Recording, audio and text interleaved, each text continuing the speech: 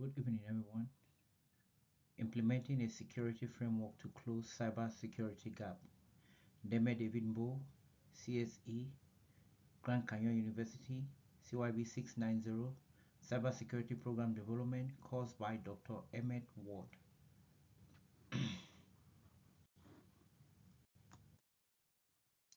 Today, we have to talk about cybersecurity framework. But before we commence, I want to deal with the introduction for this slideshow. Like I said, in today's digital landscape, organizations face an increasing number of sophisticated threats. To protect sensitive data and ensure operational integrity, it is crucial to implement a robust security framework. This framework provides a structured approach to identifying, managing, and mitigating cybersecurity risks. We go to the purpose. The purpose of this presentation is to explore how implementing a comprehensive security framework can effectively close cybersecurity gap. We will discuss key components of such framework, their benefits and practical steps for implementation. This introduction will will set the stage for understanding why security framework is essential and what the presentation will cover regarding its implementation to enhance cybersecurity measures. The next slide will be current cybersecurity environment, which we have developmental processes, agile DevOps, paradigms, secure by design, zero trust, information management, data classification, access control, configuration management, automated tools, e.g. Ansible and Puppet, and system involve servers, network, device applications. Current risk management practices. Risk assessment. Regular risk assessment and audit. Developmental threats. Cyber threats have evolved from simple viruses to sophisticated attacks. Purpose: to explore how these threats have developed over time. State-sponsored attack 2010, sophisticated attack by nation states. Example: the Stuxnet, which was a virus, 2010. Insider threat, social engineering. Malware, the Michelangelo virus, 1992, and phishing DoD attack and spyware. Legal and regulatory requirement. Compliance with GDPR mandated explicit consent for data processing, data protection measures, and breach notification within 72 hours. HIPAA requires secure handling of protecting health information, PHI, risk assessment, and employees training. Business mission and objective: protect customers' data, ensure services continuity, organizational constraint, budget, manpower, and legacy system. Next slide. Security best practices and framework. Yeah, when we talk of framework, we have to first look at NIST cybersecurity framework and ISO IE 27000. The difference between NIST and ISO IE 2700, they all have the same motive, they all have the same framework, they all serve as guide, but one is within the United States of America, which is the NIST, and the other one is global, which is the ISO IEC 27001. Best practices: regulate, update, employee training, incident response planning, implementation, multi-factor authentication rules, base access control, and enforce least privilege principles. It should be noted that these publication NIST and ISO are just guides that they said the government has put in place for companies that deal with cybersecurity to implement them in order to protect and build a robust cybersecurity environment for your own businesses. Developing a cybersecurity program using framework as reference policies for creating policies, procedures, and controls. Integrate security into the software development lifecycle. Implementing network and endpoint security measures, integrating security into software development, and ensuring compliance with regulations are essential for safeguarding against threat and maintaining overall. Common workflow diagram.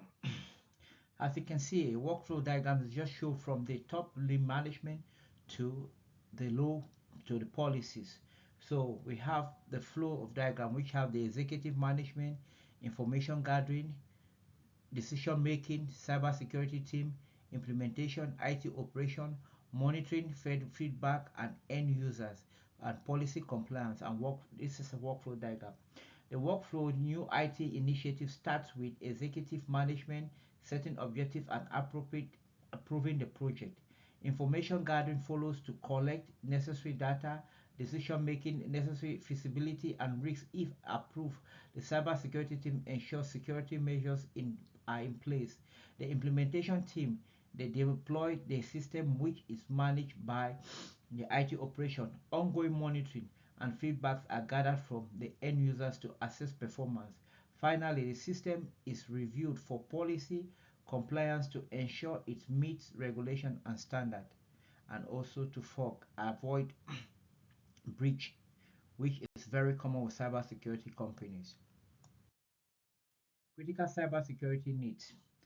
As we all know, cybersecurity is an ongoing situation in the world today. Like people are constantly attacking sites in order to get information to benefit them system. Compliance need difference from NIST ISO 27000 series. Both NIST 2.0, which is the most latest version, and ISO 27000 series provide a robust framework for managing cybersecurity risks, but differ in scope, structure, and approach. These two systems are all to manage cybersecurity, but one, like we've said above, is locally within the United States organization, while ISO series provide a broad process orientation approach suitable for global adoption and formal certification. And ISO is very important since United States has companies that deals with information that comes from other countries, so they have to adopt ISO 2700 if your company happens to be a global company.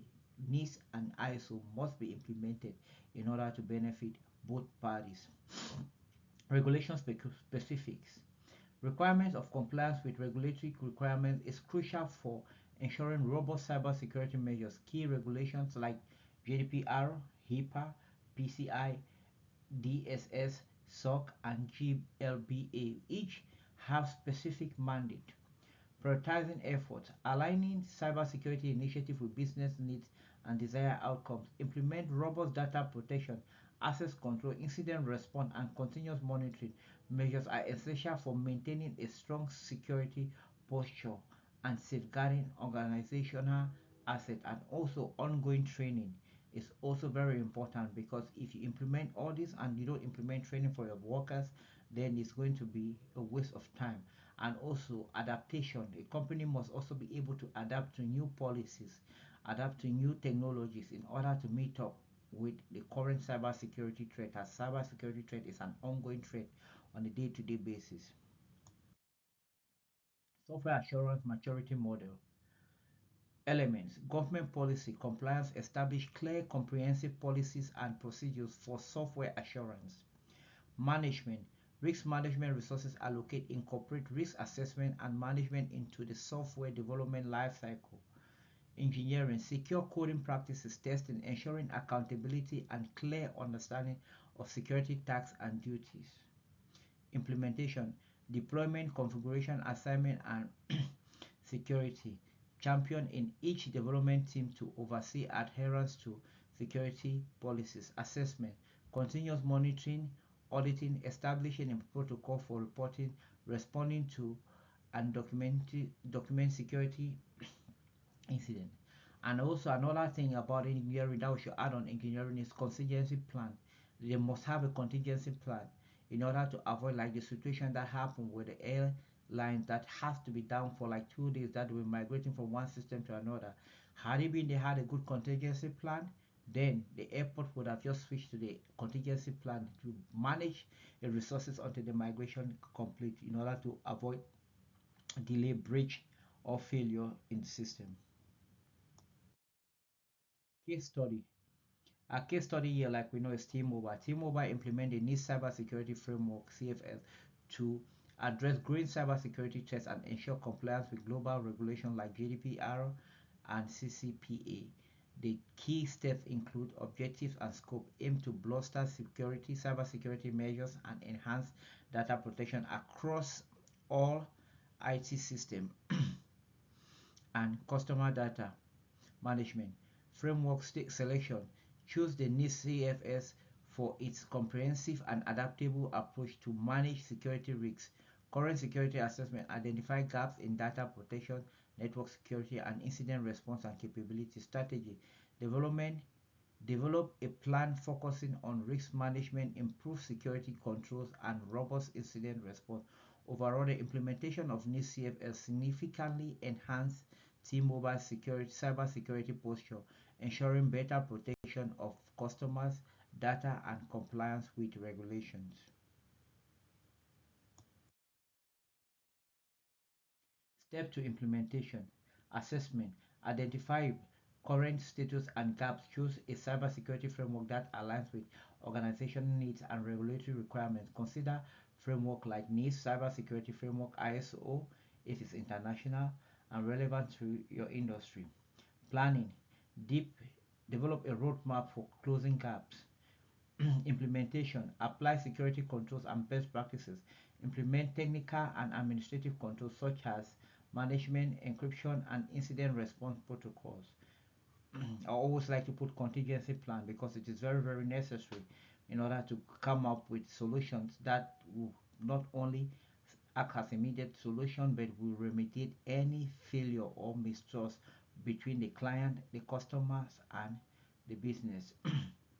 Monitoring. Continuous monitoring improvement. Continuous monitoring monitor the effectiveness of implementing controls and overall security posture. And conclusion. It will be very, very good. I know it has been a lot lengthy and but very brief.